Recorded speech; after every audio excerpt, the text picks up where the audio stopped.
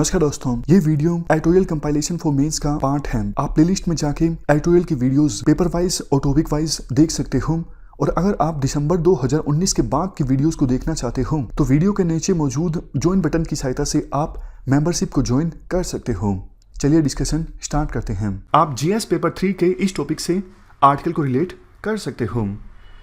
ये सारे एस्पेक्ट्स हम जानेंगे इस आर्टिकल को डिस्कस करते वक्त। सबसे पहले बात करते हैं कंटेक्स्ट की। कंटेक्स्ट क्या है? 30 सितंबर को UN summit on biodiversity organise हुआ। थीम थी urgent action on biodiversity for sustainable development.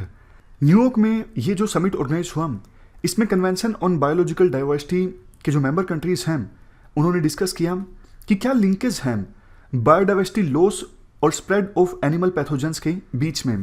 देखो, जैसे जैसे बायोडाइवर्सिटी का लॉस होगा तो फिर एनिमल पैथोजेंस जिससे कोविड-19 जैसी महामारियां फैलती हैं, ये महामारियां और ज़्यादा फैलेंगी।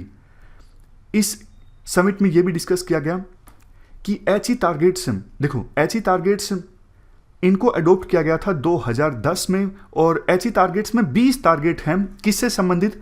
बायोडाइवर्सिटी को प्रोटेक्ट करने से संबंधित।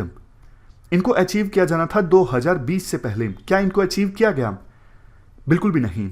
UN global biodiversity outlook 5 report कहती है 20 जो एचई टारगेट्स हैं उनमें से एक भी टारगेट को अचीव नहीं किया जा सका है।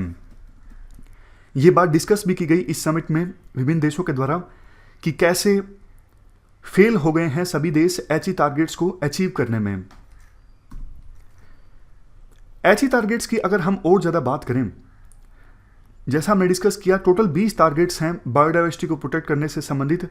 इसमें देखो कुछ टारगेट्स जैसे सब्सिडी को फेस आउट करना था 2020 से पहले, यानी सब वो सब्सिडीज जिनसे बायोडाइवर्सिटी को नुकसान पहुंचता है उनको खत्म करना था, नहीं हो उसका। सेफ इकोलॉजिकल लिमिट्स में रिसोर्सेज को यूटिलाइज करना था, नहीं हो उसका। रिसोर्सेज का अंधाधुंध एक्सप्लोटेशन आज भी हो रहा है। नेक्स्ट, अगर देखो इंडस्ट्रियल लेवल पे फिशरीज होती है जिससे जो थ्रेटेंड स्पीसीज हैं उनका डिस्ट्रक्शन होता है, तो ऐसी फिशरी पर बैन लगाया जाए। क्या हुआ? नहीं हुआ। पोल्यूशन को खत्म करने से संबंधित या फिर प्लास्टिक वेस्ट पर लगाम लगाने से संबंधित ये टारगेट्स भी अचीव नहीं हो सके। हाँ, कुछ टारगेट्स को अचीव करने की दिशा में परफॉर्मेंस बेशक अच्छी रही, जैसे सरफेस और सब सरफेस वाटर को कंजर्व करना, इनलैंड, कोस्टल और मरीन एरियाज में भी बायोडाइवर्सिटी को प्रोटेक्ट करना। इन एरियाज में थोड़ी सी प्रोग्रेस हुई बट ना काफ़ी। जो लॉस है वो काफ़ी ज़्यादा है, इनएफिशिएंसी काफ़ी ज़्यादा है इन टारगेट्स को अचीव करने में।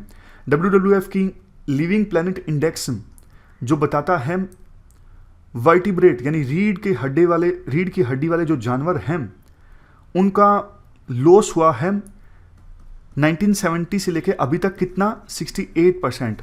मान लीजिए 1970s में अगर रीढ़ की हड्डी वाले 100 एनिमल्स थे तो अब बच गए हैं सिर्फ 32। 68% वर्टिब्रेट एनिमल्स का लॉस हो चुका है। इसके बाद बात करते हैं इंडिया के परफॉर्मेंस की। देखो, इंडिया तो सदा से बायोडाइवर्सिटी पे काफ़ी ज़्यादा फोकस करता आया है। 1970s में 80s में काफ़ी सारे कानून आए, बायोडाइवर्सिटी को प्रोटेक्ट करने से संबंधित प्रोटेक्टेड एरियाज भी बने, जैसे national park, wild life sanctuaries. अभी देश का 5% जो एरिया है वो इन प्रोटेक्टेड एरियाज में आता है। बट अब धीरे धीरे सरकार क्या कर रही है? जल्दबाजी में दिखती है इन्वायरमेंटल लॉस को कमजोर करने के लिए, ताकि डेवलपमेंट लाई जा सके ज़्यादा से ज़्यादा। जैसे draft environment impact assessment release किया गया, इसमें इन्वायरमेंट इम्पैक्ट असेसमेंट की गाइडलाइंस को कमजोर किया जा रहा है ताकि ज़्यादा से ज़्यादा डेवलपमेंट लाई जा सके। ये गलत है। लास्ट में वे फॉरवर्ड में ये कहा जाता है, जो ये कन्वेंशन ऑन बायोलॉजिकल डाइवर्सिटी है, इसमें देखो 196 मेंबर कंट्रीज हैं। इनको अब एक नया प्रोग्राम डेवलप करना होगा और वो प्रोग्राम अलाइन करे पेरिस क्लाइमेट चेंज एग्रीमेंट से। तो इससे काफ़ी इंपैक्ट पड़ सकता है बायोडाइवर्सिटी को प्रोटेक्ट करने में। समझ गए? मतलब एचई जो टारगेट्स हैं वो तो देखो अचीव किए नहीं जा सके, 2020 से पहले अचीव करने थे। तो अब आवश्यकता ये है सीबीडी के मेंबर कंट्रीज यानी कन्वेंशन ऑन बायोलॉजिकल डाइवर्सिटी के मेंबर कंट्रीज नए टारगेट्स बनाएं और अगर ऐसा होता है तो इंडिया के पास भी एक अपॉर्चुनिटी होगी। इंडिया भी ज़्यादा अच्छे से बायोडाइवर्सिटी को प्रोटेक्ट कर सकेगा। इसके साथ साथ clean energy, ecological agriculture, freeze on expansion of mining, dam building, resource recovery from waste, regeneration of arid lands, ये कुछ पॉइंट्स हैं जिन पे इंडिया को फोकस करना चाहिए अगर इंडिया वास्तव में बायोडाइवर्सिटी को प्रोटेक्ट करना चाहता है। मैं फिर से बोलता हूं ये पॉइंट्स: क्लीन एनर्जी पे फोकस करना, इकोलॉजिकल एग्रीकल्चर पे फोकस करना, माइनिंग के एक्सपेंशन पर रोक लगाना, डैम बिल्डिंग पर रोक लगाना। मतलब जो जरूरी है, देखो वहां पे तो डैम बनाना जरूरी है, लेकिन ऐसा नहीं कि उन डैम्स को भी बना दिया जाए जिनसे बायोडाइवर्सिटी को बहुत ज़्यादा नुकसान पहुंचता हो। वेस्ट रिकवरी की दिशा में नई नई इनोवेशन लेके आना, और सबसे लास्ट में एरिड लैंड्स, मतलब जो बंजर भूमि है उसको रीजनरेट करना। इन पॉइंट्स पर इंडिया को काम करना होगा, और इसके लिए इंडिया को लाइक माइंडेड कंट्रीज का साथ चाहिए। मतलब अलायंस बनाना होगा उन देशों के साथ जो इन सब पॉइंट्स पे फोकस करना चाहते हैं। तो ये हमने पूरा आर्टिकल डिस्कस किया। इस डिस्कशन में फिलहाल इतना ही है। Thank you very much for discussion.